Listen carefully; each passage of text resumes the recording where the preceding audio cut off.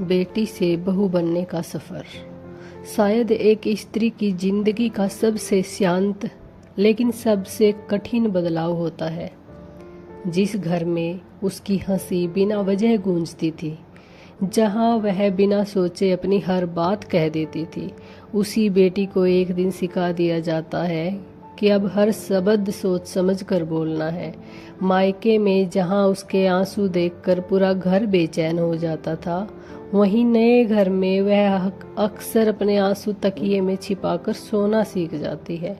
कोई यह नहीं देखता कि जिस लड़की ने घर बदला है, उसने अपने जीवन का सबसे बड़ा हिस्सा भी पीछे छोड़ दिया है। सब कहते हैं लड़की की विदाई हो गई, लेकिन सच तो यह है कि विदाई सिर्फ उसके कदमों की नहीं होती, उसके बचपन की भी होती है। वह अपनी माँ की रसोई की खुशबू, पिता की आवाज़, भाई बहन की नोक झोंक और अपने कमरे की हर छोटी बड़ी याद वहीं छोड़ आती है।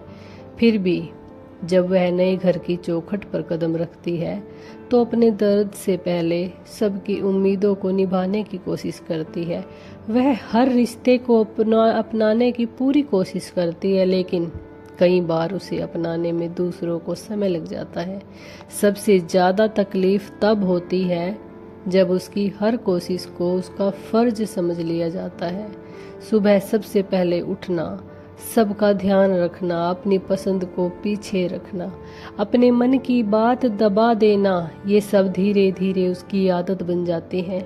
वह मुस्कुराती रहती है ताकि किसी को उसकी थकान दिखाई न दे, लेकिन सच यह है कि हर मुस्कुराहट के पीछे एक ऐसा मन भी होता है जो कभी कभी सिर्फ इतना चाहता है कि कोई उससे पूछे कि तुम कैसी हो। एक बहू से अक्सर उम्मीद की जाती है कि वह इस घर को अपना मान ले, लेकिन बहुत कम लोग यह समझते हैं कि किसी घर को अपना बनाने के लिए सिर्फ जिम्मेदारियां नहीं, अपनापन भी चाहिए, सम्मान चाहिए, विश्वास चाहिए, और सबसे गहरी बात शायद यह है कि बेटी कभी अपने माता पिता की बेटी होना नहीं छोड़ती, चाहे उसकी उम्र कितनी भी हो जाए। जब जीवन बहुत कठिन लगने लगता है, जब दिल बहुत थक जाता है, तब उसे आज भी अपनी माँ की गोद ही याद आती है। वह बाहर से चाहे कितनी भी मजबूत दिखे, लेकिन उसके भीतर एक छोटी सी बेटी हमेशा जिंदा रहती है।